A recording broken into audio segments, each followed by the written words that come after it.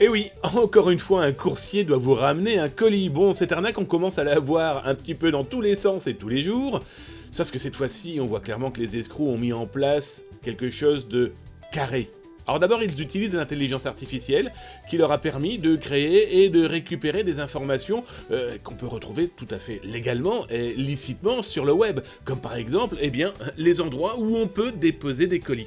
Alors leur idée, vous l'aurez compris, hein, c'est de vous faire croire qu'un colis ne peut pas rentrer dans votre boîte aux lettres, comme ils l'écrivent, et l'idée, c'est que vous soyez totalement convaincus. Donc on vous demande votre adresse postale, on va vous proposer donc des lieux où potentiellement vous allez recevoir ce colis qui ne peut pas intégrer votre boîte aux lettres. Alors dans ma démonstration, vous le voyez, hein, je mets tout et n'importe quoi comme adresse, dans tous les cas ça va fonctionner. Oui, vous l'aurez compris, la finalité des escrocs est donc d'abord de collecter vos informations précises. Après tout, ils n'ont que un numéro de téléphone qu'ils ont même peut-être en plus généré totalement aléatoirement. Si vous répondez, ils savent déjà que derrière ce numéro, il y a un humain.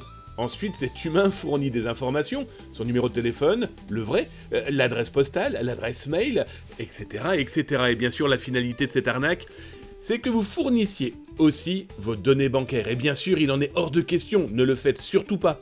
D'autant plus que les escrocs vous appelleront quelques minutes plus tard pour continuer leur escroquerie.